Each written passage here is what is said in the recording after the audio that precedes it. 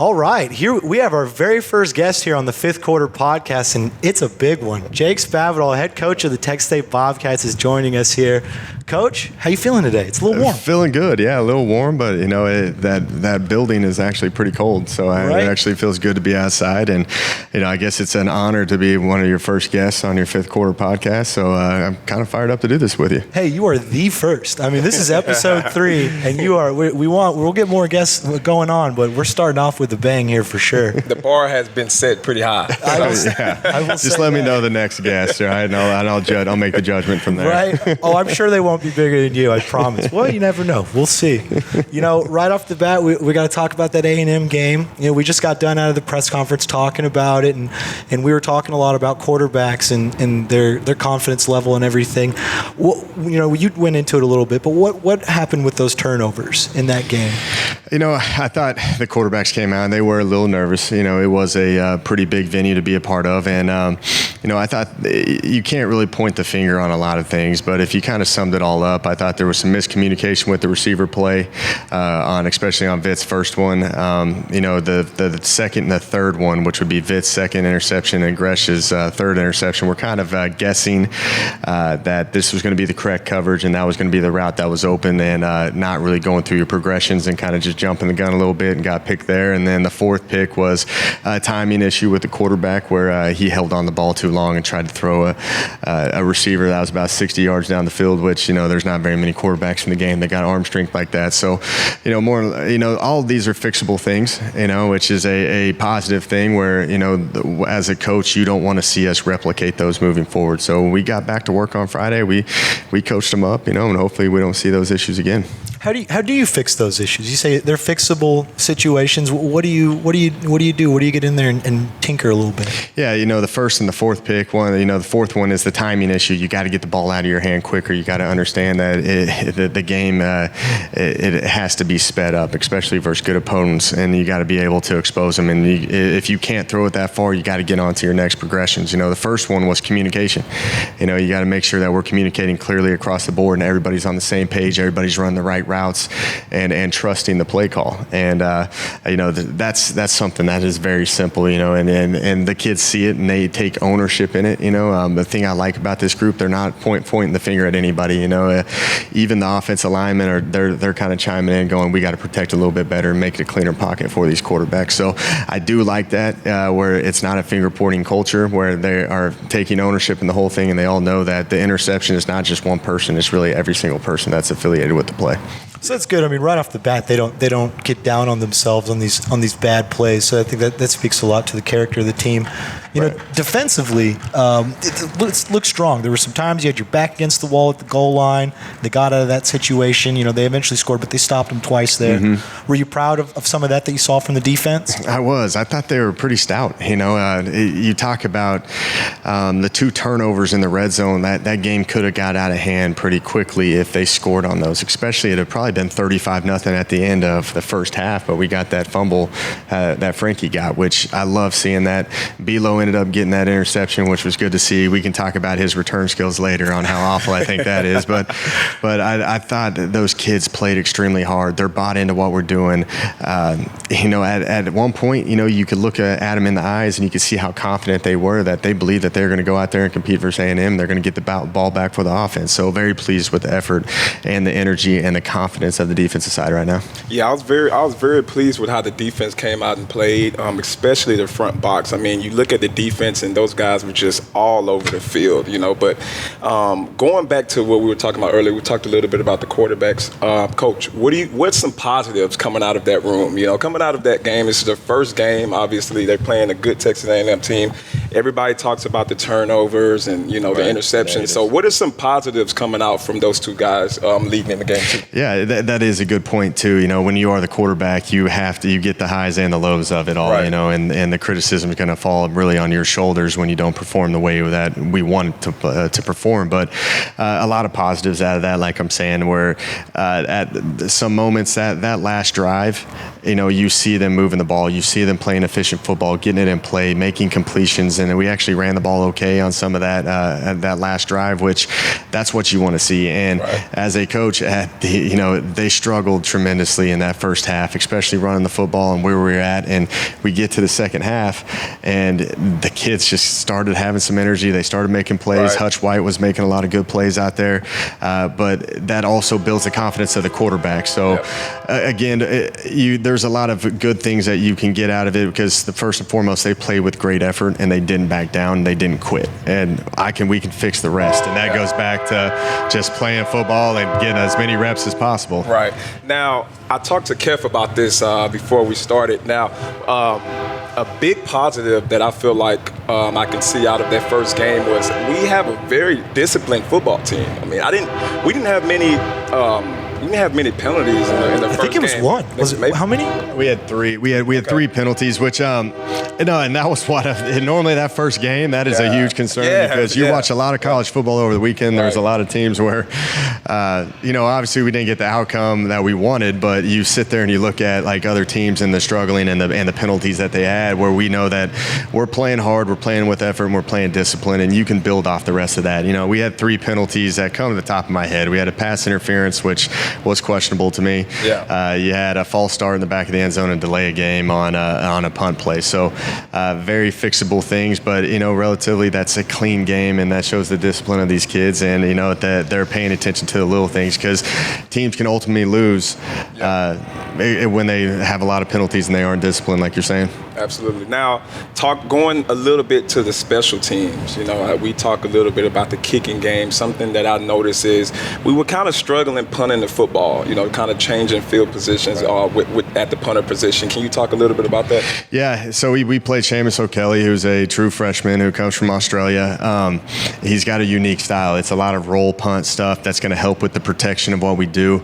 But our plan, they have an explosive punt returner, so our plan was not to kick it to him. Gotcha. So we were trying to place it in certain areas. There was one where he line drived it, and kicked it a little bit farther than we would like, and they could have had a good return, but we got the returner down. But that was kind of a strategic thing where we were trying to roll and keep it out of the hands of the returner, which we're probably going to see that again this week, because Wyoming's got a pretty solid returner as well. So I really enjoyed how the freshman punter handled it. I've said it before. That's his third collegiate game third football game in general he's ever been to. Wow. His brother's the kicker at James Madison, so he went to 2 James Madison games, and then the third game he's ever been to, he played in at Kyle Field. So pretty good. We still obviously got some work with him, and he actually had a really good practice today.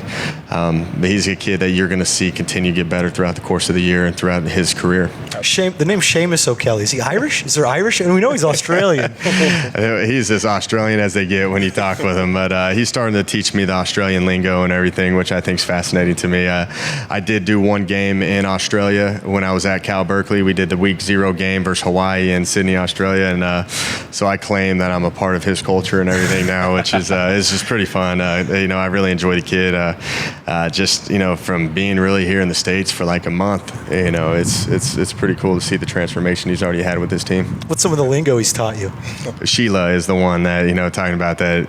He's I'd say you're kicking it like a girl. So like I always say kicking it like a Sheila. Sheila. That's pretty funny. Now moving a little bit on to Wyoming. Now, Coach, I was before I came to Texas State, I went to Colorado State. I was a transfer. So we used to go head to head with Wyoming. One thing that I took out of that Wyoming programs over the years is they have a very physical football team, very disciplined and very physical. So I'm seeing the same things. I watched the Missouri game. They're very physical up front, and they're very efficient in what they do. So talk a little bit about the Wyoming team. Yeah, you're spot on with what they are. They're a very physical. They're scrappy is the word I've been using with the team, but we've got to match their intensity. They play hard. They're very simple with their schemes because they just believe that they can play hard and be disruptive enough, and eventually you guys are going to screw it up is the way they look at it. And but the thing that they pride themselves on is the physicality of the game, and they are going to try to run the ball, establish the run.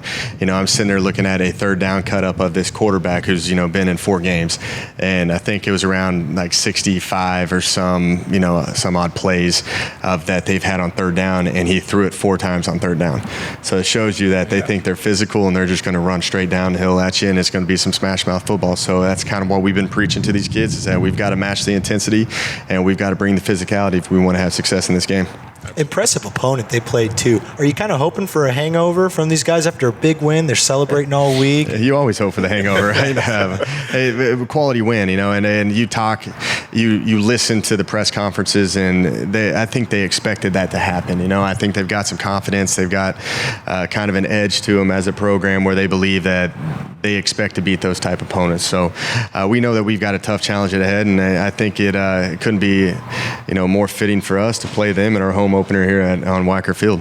Has the extra 2 days been a benefit? The game was on Thursday. You kind of got it Saturday. I hope you got to watch a lot of football on Saturday. I did watch a lot of football. I got up here early, which was good because you put the game to rest Friday. You got all the corrections out of the way. You got A&M done with, and then you got in. You watched a little bit on Friday of Wyoming. And then I watched Wyoming all morning, and then went and watched some football and watched the game at night, obviously, and we could move ahead on our Sunday practice instead of worrying about the previous game and the previous opponent. Man, we went straight ahead on Wyoming, so it was good for recovery. Those kids got a few more days off to recover from the A&M game, and it was great for coaching staff to get a couple more days ahead and actually put the emphasis on a Sunday practice towards Wyoming. We talked a little bit about Brian London's return skills, and after the game, I asked you, I was just like, "You gonna help him with the juke move?" But I re-looked at it, and Savion Patton kind of missed a block. I'm with you on that. He made that clear. I say we're not a finger pointing culture, but he's pointing the finger at Savion the entire time. That's my job. It was a remarkable play by him. If you watch, and you guys have seen it, he had his eyes were in the right spot, and he was playing Kellen Mond the whole time. Kellen didn't put enough air on the ball, and he one-handed caught it and then tried to hit it to the sideline. We had like 5 bodies there, and they let one guy get through it, so it could have been a big return. But as an offensive guy, you have to look at the return and the open field, like the quality of make you miss, and I don't think Belo's got that right now. He's not a make you miss type of guy. All he needs is a sack now. That was his first pick, just needs a sack. So if you could tell your brother to throw in a blitz package for him, that'd be nice. We'd appreciate that. I bet you that's going to come. I think that kid is playing at a high level right now. I love his leadership ability. The thing that I was telling them for the A&M game, that Belo's had 341 career tackles before the A&M game. The leading tackler for A&M had 40 career tackles. And it was our whole deal of, hey, we can play with anybody. We've played a lot more football than a lot of opponents that we played, and I think he really takes that to heart. Absolutely. I know you're kind of pressed for time, so I got one more good one for you. We're here. We got the stadium behind us. Thank you for letting us use this beautiful backdrop. Saved us money on a green screen. But how important is it for the fans to fill these stands? How bad does this team need people here? Because Hutch White said it makes a big difference when the stands are full. It does. We want to try to create a home field advantage here. And you talk about going into A&M and the 12th man, and that definitely caused some issues with us, from nerves, from just communication and all that, where we want to be a rowdy environment where we can be as distracting as possible, because at the end of the day, that's going to help us out. So it's very important, imperative for us to get as many people in these stands as possible, and then support the Bobcats, because I know these kids are putting a ton of work into it, and they want to have results that this whole university is going to be proud of. And if we can get them there and get the support from our fan base, and then put the results out there that we want, I think it's just going to turn this place around. And one thing you've done, you brought up today at the press conference, is you changed the student section to behind their bench. Talk about what made you go into that choice. Love that, by the way. Love that. It's tough playing when you have those students right behind you. It makes a difference. Yeah, no, exactly. It's from my time calling plays for the past 6-7 years. The teams that put their student section right behind the bench was the most annoying thing. Where I've been a part of games where there was nobody in the stands except like 5 students, and they just made it annoying, and just you're aggravated the entire time. And we had the Bobcats are proud. I guess new student orientation out here, and that's what we told them. We're going to put the student section right behind the visiting bench. Got the loud crowd right behind as the bench. Rowdy and as distracting and as annoying as possible, and truly make this a home field advantage for us. Gotcha. And Coach, last question: somebody that's looking into this Texas State football team for the first time, what would you say really defines this team? What is the definition of this team right now that you have? How can you describe the team for a first-time viewer? I think they are a very close group of kids. That's the word that I kind of use a lot. If you think about it, these kids have been through so much together. They're a very experienced football team. Yeah. I sat there today and I said, raise your hand if you played in the 2017 game versus Wyoming and Laramie, and damn near half of the crowd raised their hand. Yeah. And you just see how close they are. They've been through a lot, and they're resilient in what they do. They show back up the next day, win, lose, or draw, and they're going to give great effort the entire time, and that's something that we can build with, and that's why our coaching staff comes to work every single day, because we want this to be a very memorable season for all these guys, because they're a very close group of them. Gotcha. Great. Thank you, Coach Spavital, for being here, our very first ever guest. Next guest has really got to bring it, because he brought the juice this time. He did. Let's just end it like that then. Right, we'll end it like that. Thanks, Coach Spavital. Appreciate you being it, Coach. here. I appreciate it. Look forward to being on soon. Awesome. Thank you.